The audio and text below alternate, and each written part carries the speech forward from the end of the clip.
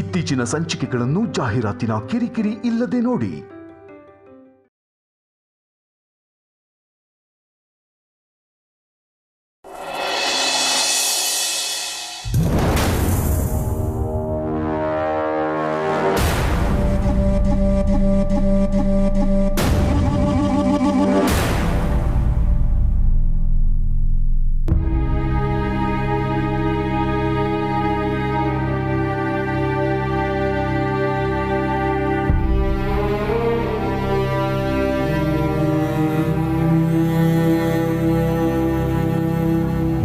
Baby, ನೀನು ನನಗೆ ಮತ್ತೆ ಬೈತೀಯ ಅಂತ.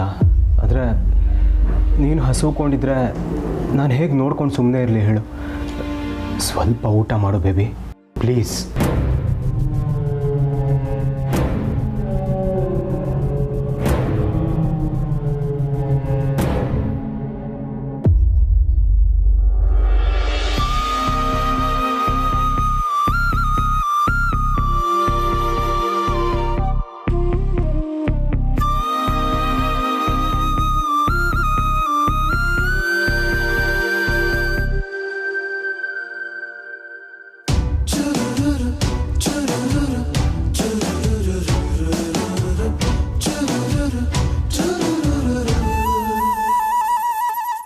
ನನಗೆ ಗೊತ್ತಿತ್ತು ನೀನು ಹಠ ಕೋಪ ಎಲ್ಲ ಏನಿದ್ರು ಒಂದೆರಡು ದಿನ ಸರಿ ಹೋಗ್ಬಿಡ್ತೀಯ ಅಂತ. ನನಗೆ ನನ್ನ ಪ್ರೀತಿ ಮೇಲೆ ನಂಬಿಕೆ ಇತ್ತು. ಈಗ ಪ್ರೂವ್ ಆಗೋಯ್ತು. ಬೇಬಿ, ನಾನೇ ತಿನ್ನಿಸ್ಲಾ?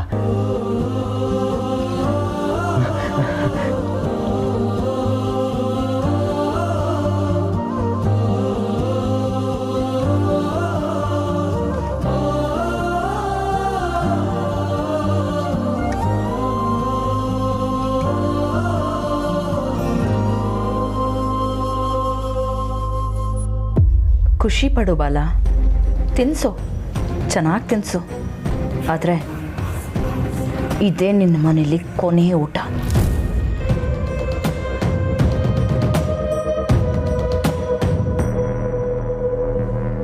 ಇವತ್ತಿಗೆ ನನ್ನ ನಿನ್ನ ಸಂಬಂಧ ಮುಗ್ದೋಯ್ತು.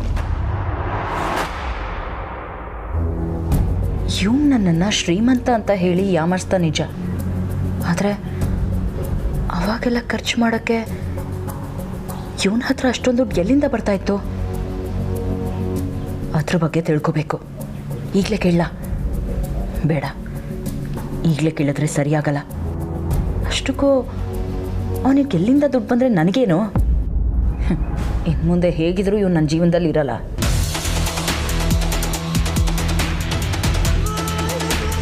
ಏನು ಬೇಬಿ ಯೋಚನೆ ಮಾಡ್ತಿದ್ಯಾ? ಖಾರ ಇದೆಯಾ?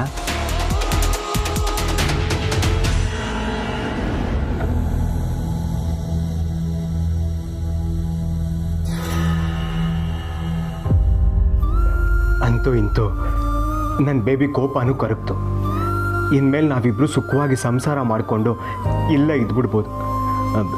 ನಾನು ಇನ್ಮೇಲಿಂದ ಕೆಲ್ಸಕ್ಕೆ ಹೋಗಿ ನನ್ನ ಬೇಬಿನ ಚೆನ್ನಾಗಿ ನೋಡ್ಕೋಬೇಕು. ಮೊದಲಿನಿಂದ ಹುಷಾರಾಗಿ ಎಸ್ಕೇಪ್ ಆಗಬೇಕು. ಜಗಳ ಆಡ್ದಷ್ಟು ಇವನು ನನ್ನ ಬೆನ್ನ ಹಿಂದೆ ಬೀಳ್ತಾನೆ. ಆಗಿಲ್ಲಿಂದ ಹೋಗೋದು ಕಷ್ಟ ಆಗುತ್ತೆ. ಅದಕ್ಕೆ ಊಟ ಮಾಡೋ ನಾಟಕ ಆಡಬೇಕಾಗಿತ್ತು. ಇರಲಿ, ಇವನು ನನ್ನ ನಂಬಲಿ. ನಾನಂತೂ ಇಲ್ಲಿಂದ ಎಸ್ಕೇಪ್ ಆಗೋದು ಗ್ಯಾರಂಟಿ. ಇನ್ಮೇಲೆ ಇವನ್ ಸವಾಸನೆ ಬೇಡ.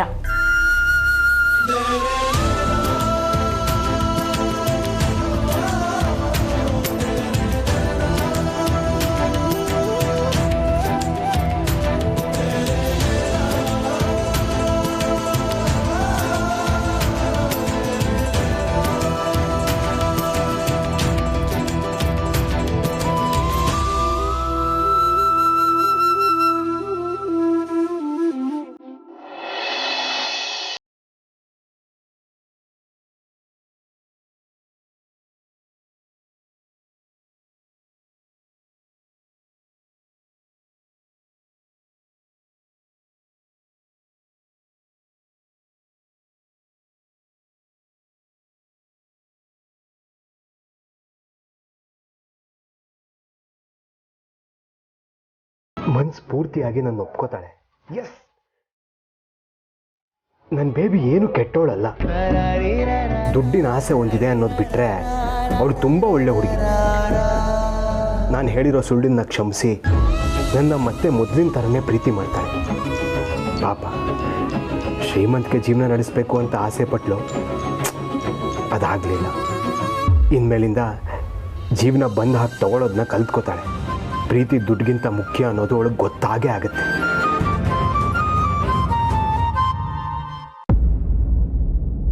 ನೋಡಿ, ಶುಭ ಕಾರ್ಯಕ್ಕೆ ಬಂದ ನಿಮಗೆ ನಮ್ಮಿಂದ ಅವಮಾನ ಆಗಿದೆ, ದಯವಿಟ್ಟು ಕ್ಷಮಿಸಿಬಿಡಿ. ಇಂಥ ಘಟನೆ ನಾವು ಖಂಡಿತ ನಿರೀಕ್ಷೆ ಮಾಡಿರಲಿಲ್ಲ. ದಯವಿಟ್ಟು ತಪ್ಪಾಗಿ ತಿಳ್ಕೊಬೇಡಿ.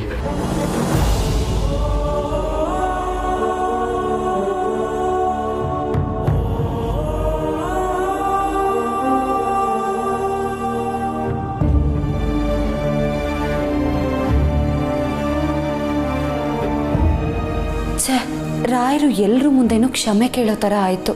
ಈ ರಿತು ಎಲ್ಲಿ ಹೋದ್ಲೋ? ಈ ವಿಚಾರದಲ್ಲಿ ನಿಮಗೆಷ್ಟು ಕಷ್ಟ ಆಗ್ತಾ ಇದೆಯೋ ನಮಗೂ ಅಷ್ಟೇ ಕಷ್ಟ ಆಗ್ತಾ ಇದೆ. ನಾವು ಕಂಗಾಲಾಗೋಗಿದ್ದೀವಿ.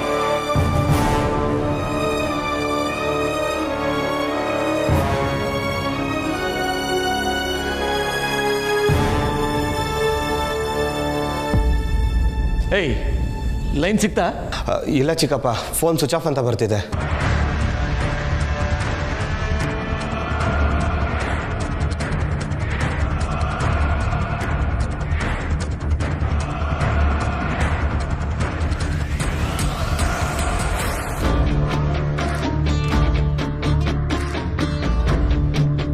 ಆಯ್ತಲ್ಲ, ಇನ್ನು ಹೇಗೆ ಎಂಗೇಜ್ಮೆಂಟ್ ನಡೆಸ್ತೀರಾ? ನಿಮ್ಮ ಸವಾಸನೆ ಬೇಡ, ನಿಮ್ಗೊಂದು ದೊಡ್ಡ ನಮಸ್ಕಾರ.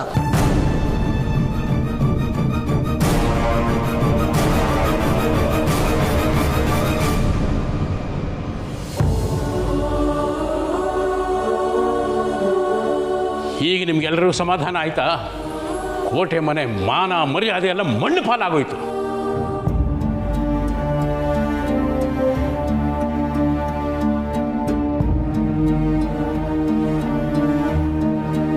ಛೇ, ಗುರುಗಳು ಹೇಳಿದ್ದಾರೆ ಈ ಎಂಗೇಜ್ಮೆಂಟ್ ಬೇಡ ಅಂತ ಬಡ್ಕೊಂಡೆ. ಯಾರಾದರೂ ನನ್ನ ಮಾತು ಕೇಳಿದ್ರಾ?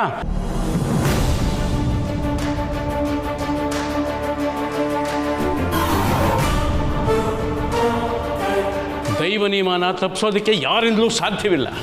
ಅದಕ್ಕೆ ಗುರು ಹಿರಿಯರ ಮಾತನ್ನು ಕೇಳಬೇಕು, ಅವ್ರ ಭಕ್ತಿಯಿಂದ ನಡ್ಕೋಬೇಕು ಅಂತ. ಸೀತಾ, ಮಾತೆತ್ತಿದ್ರೆ ಸಂಸ್ಕಾರ ಸಂಸ್ಕಾರ ಅಂತ ಹೇಳ್ಕೊತಿದೆಯಲ್ಲ, ಈಗ ಏನಾಯಿತು? ನಿಶ್ಚಿತಾರ್ಥ ಮಾಡ್ಕೋಬೇಕಾದ ಹುಡುಗಿ ಕಾಣಿಸ್ತಾ ಇಲ್ಲ. ಹುಡುಗನ ಕಡೆಯವರು ನಮಗೆ ಛೀ ಥೂ ಅಂತ ಉಗಿದ್ಬಿಟ್ಟು ಹೋದರು. ಇನ್ನು ಸಾಕಾ ಬೇಕಾ?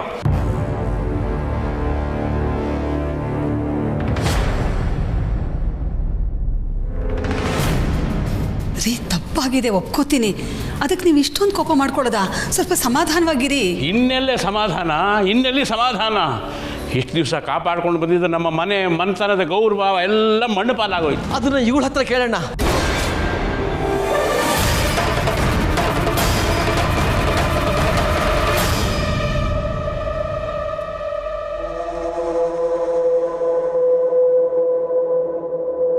ರಿತು ಜವಾಬ್ದಾರಿನ ಇವಳ ಮೇಲೆ ಬಿಟ್ಟಿದ್ದೆ, ಆದರೆ ಇವಳು ಮಾಡಿದ್ದೇನೋ? ಇವತ್ತು ರಿತು ಮನೆ ಬಿಟ್ಟು ಹೋಗಂಗೆ ಮಾಡಿದ್ದಾಳೆ.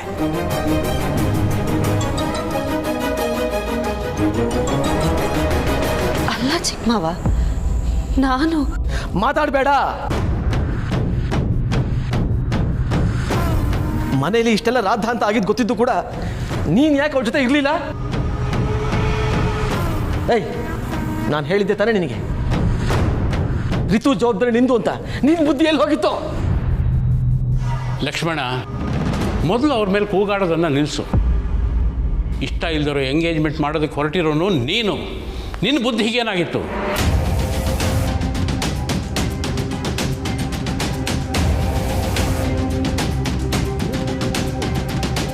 ವಾವಪ್ಪ, ಇಷ್ಟೆಲ್ಲ ಆದ್ಮೇಲೂ ನೀವು ಈ ಸತ್ಯನ್ ಪರಾನೇ ವಹಿಸ್ಕೊಂಡು ಮಾತಾಡ್ತಾ ಇದ್ದೀರಲ್ಲ, ಅದಕ್ಕೆ ಕಾರಣ ಏನು ಅಂತ ನನಗೆ ಒಂದು ಚೂರು ಅರ್ಥ ಆಗ್ತಿಲ್ಲ. ಇನ್ಫ್ಯಾಕ್ಟ್ ರಿತು ಓಡೋಗಿರೋದ್ರಲ್ಲಿ ಈ ಸತ್ಯನ್ ಕೈವಾಡ ಇದೆ ಅಂತ I am very very sure.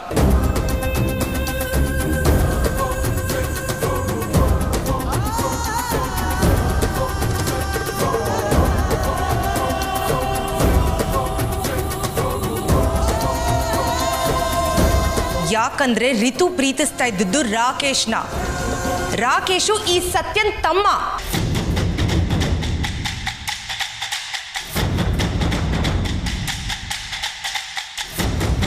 I am sure ಇವಳೇ ಇವರಿಬ್ರಿಗೂ ಹೆಲ್ಪ್ ಮಾಡಿ ಇಲ್ಲಿಂದ ಎಸ್ಕೇಪ್ ಮಾಡಿಸಿರ್ತಾಳೆ. ಇವಳಿಗೆ ಯಾವತ್ತೂ ಈ ಮನೆ ನೆಮ್ಮದಿಯಾಗಿರೋದು ಬೇಕಾಗಿರಲಿಲ್ಲ. ಅದಕ್ಕೆ ಹೀಗೆಲ್ಲ ನಾಟಕ ಮಾಡ್ತಿದ್ದಾಳೆ.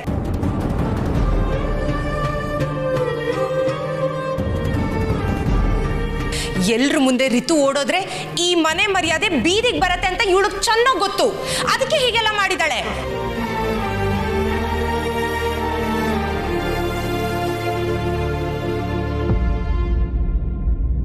ಒಟ್ಟಿನಲ್ಲಿ ಇವಳು ಬಂದ ಮೇಲೆ ನಮ್ಮ ಮನೆ ಒಂದು ದೊಡ್ಡ ಡ್ರಾಮಾ ಕಂಪನಿ ಆಗೋಗಿದೆ. ದಿನ ಒಂದಲ್ಲ ಒಂದು ನಾಟಕ, ಎಲ್ರಿಗೂ ಬಿಟ್ಟಿ ಶೋ. ಎಲ್ಲ ನಮ್ಮ ಹಣೆ ಬರ. ನನ್ನ ಮಗನಿಗೆ ಎಲ್ಲಿ ಗಂಟು ಬಿದ್ದೀಯ ನೀನು?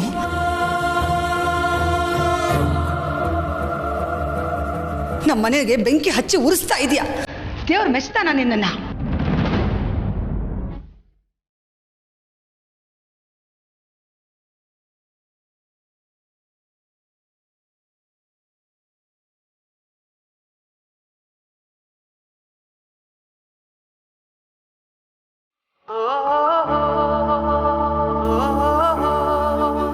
ರಾಖಿ, ನಾನು ನಿನಗೆ ತುಂಬ ತೊಂದರೆ ಕೊಡ್ತಾ ಇದ್ದೀನಾ? ಇಲ್ವಲ್ಲ. ಮತ್ತು ಯಾಕೆ ಹೀಗಿದೆಯಾ? ನಾನು ನಿನ್ನ ಪಕ್ಕದಲ್ಲಿದ್ದೀನಿ ಅನ್ನೋ ಖುಷಿ ನಿನ್ನ ಮುಖದಲ್ಲಿ ಕಾಣಿಸ್ತಾನೆ ಇಲ್ಲ. ಆವಾಗಲಿಂದ ನೋಡ್ತಾ ಇದ್ದೀನಿ, ನೀ ಹೀಗೆ ಇದೆಯಾ? ಅದು ಮುಂದೆ ಎಲ್ಲಿಗೆ ಹೋಗೋದು, ಏನು ಮಾಡೋದು ಅಂತ ಯೋಚನೆ ಮಾಡ್ತಾ ಇದ್ದಾರೆ ರಿತು. ಅದು ಪಾಯಿಂಟೇ. ನಿಮ್ಮ ಅಪ್ಪಂಗಿರೋ ಕಾಂಟ್ಯಾಕ್ಟ್ಸ್ಗೆ ನಾವು ಎಲ್ಲಿ ಹೋದರೂ ಹುಡುಕಿಸ್ತಾರೆ. ಮತ್ತೇನು ಮಾಡ್ಬೇಕು ಅನ್ಕೊಂಡಿದ್ಯಾ ಈಗ?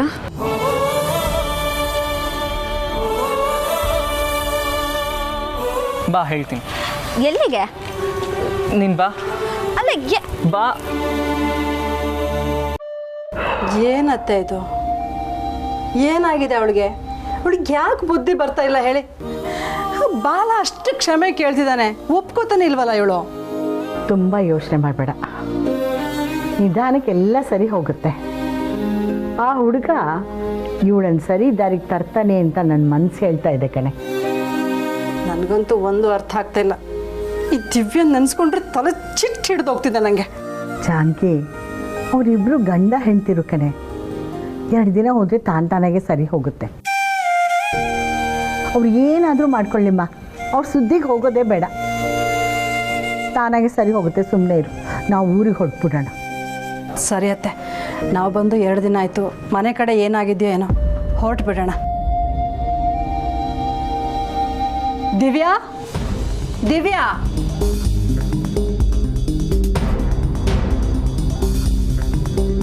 ಅಜ್ಜಿ, ಅಮ್ಮ ಹೊರಡೋಣ.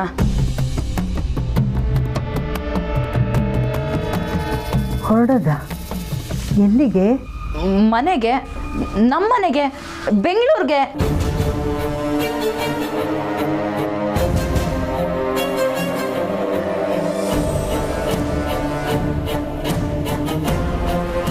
ಯಾಕಲ್ಲಿಗೆ ಬರ್ತಾ ಇದೆಯಾ? ಯಾಕೆ ಅಂದರೆ ಈ ಹಾಳು ಕೊಂಪೆಲೆ ಕೊಳಿತಾ ಬಿದ್ದಿರಲ್ಲ, ನಾನು ನಿಮ್ಮ ಜೊತೆ ಬರ್ತೀನಿ. ಹೋಗ್ತೀನಿ ನೋಡು. ನೀನ್ಯಾಕೆ ನಮ್ಮ ಜೊತೆ ಬರಬೇಕು? ಇದು ನಿನ್ನ ಗಂಡನ ಮನೆ, ನೀನು ಇಲ್ಲೇ ಇರಬೇಕು. ಅಷ್ಟಕ್ಕೂ ನಿನ್ನಂಥ ಶ್ರೀಮಂತಳು ನಮ್ಮ ಏರಿಯಾಗೆ ಬರೋಕ್ಕಾಗತ್ತಾ? ಅಮ್ಮ ಹಂಗಿಸ್ಬೇಡ, ನಾನು ಬರ್ತಾ ಇದ್ದೀನಿ ಅಷ್ಟೇ. ಮತ್ತೆ ಬಾಲ ಅವನಿಗೆಲ್ಲಾದರೂ ಹಾಳಾಗಿ ಹೋಗ್ಲಿ.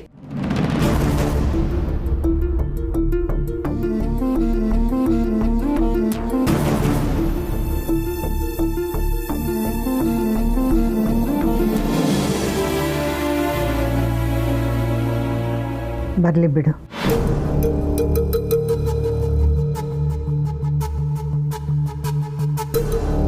ಕರ್ಮ, ನಾನು ಹುಟ್ಟು ಬೆಳೆದಿರೋ ಮನೆಗೆ ಹೋಗೋಕ್ಕೆ ಇವ್ರುಗಳ ಹತ್ರ ಪರ್ಮಿಷನ್ ಕೇಳಬೇಕು. ಆ ಬಾಲ ಎಂಥ ಪರಿಸ್ಥಿತಿಗೆ ತಂದಿಟ್ಬಿಟ್ಟ. ಛೇ,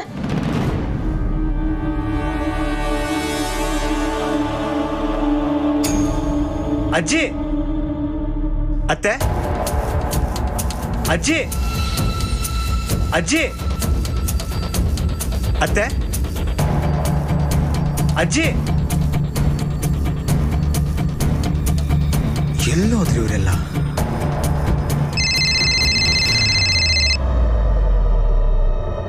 ಹಲೋ. ಬಲ, ನಿಮ್ಮ ಅಜ್ಜಿ ಎಂಡ್ರು ಮಿಸ್ಸಸ್ ಎಲ್ಲ ಊರ್ ಬಿಟ್ಟು ಹೋಯ್ತವ್ರೆ.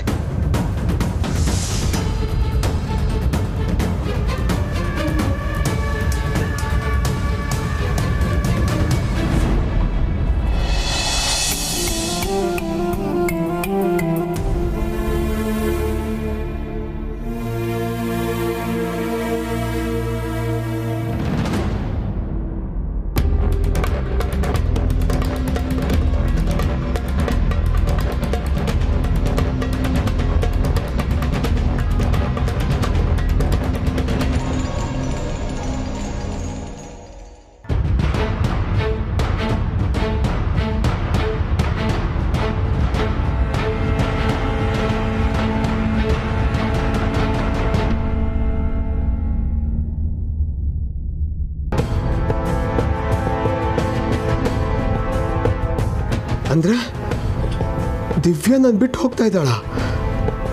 ಅಜ್ಜಿ ಮತ್ತೆ ಅತ್ತೆ ಜೊತೆ ಅವಳು ತವ್ರ ಮನೆಗೆ ಹೋಗ್ತಾ ಇದ್ದಾಳ? ಇಲ್ಲ, ದಿವ್ಯಾನ್ ಬಿಟ್ಟಿರೋದಕ್ಕೆ ನನ್ನ ಕೈಲಾಗಲ್ಲ. ಹೇಗಾದರೂ ಮಾಡಿ ಅವ್ರನ್ನ ತಡಿಲೇಬೇಕು.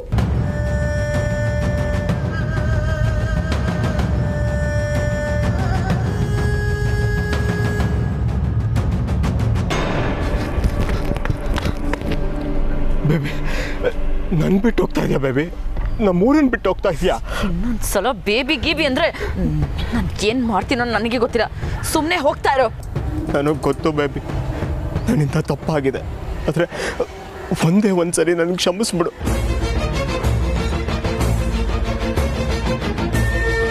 ಮತ್ತೆ ನಮ್ಮ ಜೀವನನ ಹೊಸದಾಗಿ ಶುರು ಮಾಡೋಣ. ಬೀದಿಲಿ ರಂಪ ಮಾಡಿಸ್ಬೇಡ. ತಲೆ ಕೆಟ್ಟರೆ ಏನು ಮಾಡ್ತೀನೋ ನನಗೆ ಗೊತ್ತಿಲ್ಲ.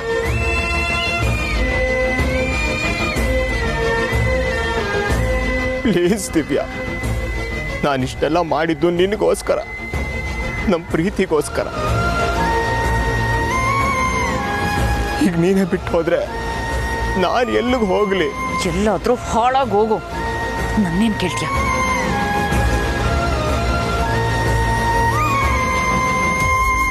ಅಜ್ಜಿ, ಅತ್ತೆ, ನೀವಾದ್ರೂ ಇವಳಿಗೆ ಹೇಳಿ ಪ್ಲೀಸ್. ದಿವ್ಯಾ, ನಿನ್ನ ಗಂಡನಾಗಿ ಅವನೇ ಅಷ್ಟು ಕೇಳ್ಕೊತಿದ್ದಾನೆ. ಹೆಣ್ಣಿಗೆ ಒಂದ್ಸರಿ ಮದುವೆ ಆದ್ರೆ ಮುಗೀತು ಕಣೆ. 7 ಜನ್ಮಕ್ಕೂ ಅವನೇ ಗಂಡ. ಸುಮ್ಮನೆ ಇರ್ತೀಯಾ?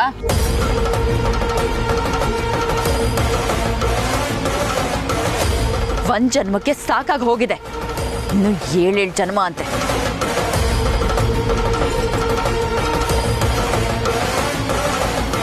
ಸುಮ್ಮನೆ ಸೀನ್ ಕ್ರಿಯೇಟ್ ಮಾಡಬೇಡ.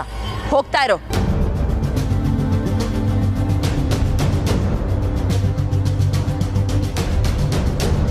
ದಿವ್ಯಾ, ಏನೇ ಆದ್ರೂ ಅವ್ನು ನಿನ್ನ ಗಂಡ. ಅವನ ಬಗ್ಗೆ ಹಾಗೆಲ್ಲ ಮಾತಾಡಬಾರ್ದು ಕಣೆ.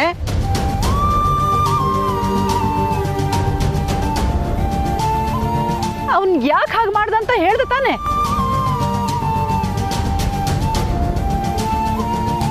ಇನ್ನು ಏನೇ ನಿಂದು? ನಿನ್ ದುರಾಸೆಯಿಂದಲೇ ಹೀಗೆಲ್ಲ ಆಗಿದ್ದು. ಓ ಹೌದಾ? ಇದ್ರಲ್ಲೂ ನಂದೇ ತಪ್ಪ? ಮಗಳು ಜೀವನ 3 ಹೊಟ್ಟೆಯಾಗಿ ಕೂತಿದೆ, ಇದ್ರಲ್ಲೂ ನಂದೇ ತಪ್ಪಂತ ಹೇಳ್ತಾ ಇದೆಯಲ್ಲ? ಯಾಕಮ್ಮ, ಯಾಕೆ ನನ್ ಕಂಡ್ರೆ ಇಷ್ಟೊಂದು ದ್ವೇಷ? ಮದ್ವೆ ಬಿಟ್ಟು ಬಂದೆ ಅಂತನಾ? ನೀನ್ ಹಾಕಿದ್ದೆ ಶಾಪ ಇರಬೇಕು. ಅದಕ್ಕೆ ನಾನು ಈ ರೀತಿ ಬೀದಿಗೆ ಬಂದು ನಿಂತಿರೋದು.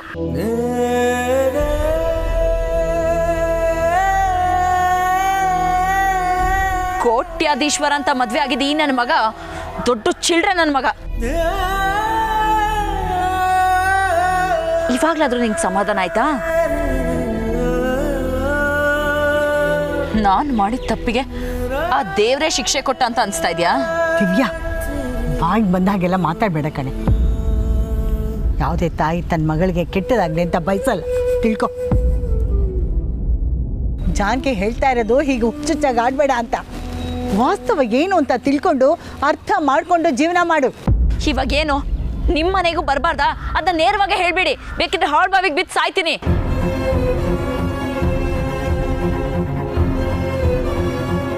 ಅದನ್ನ ಬಿಟ್ಟು ಈ ನನ್ನ ಮಗನ ಜೊತೆ ಇರುವಂತ ಮಾತ್ರ ಹೇಳ್ಬೇಡಿ. ನಾನು ಸತ್ರೋದ್ ಸಾಧ್ಯ ಇಲ್ಲ.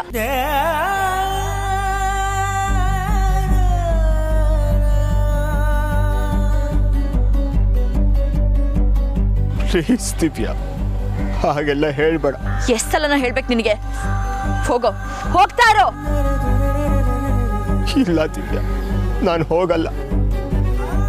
ನೀರು ಬಂದ್ರಲ್ಲೇ ನಾನು ಹೋಗೋದು. ಹೋಗಲ್ವಾ?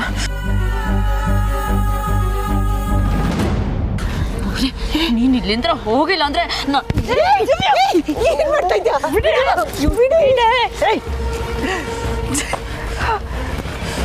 ಏನಾಗಿದೆ ನಿಂಗೆ?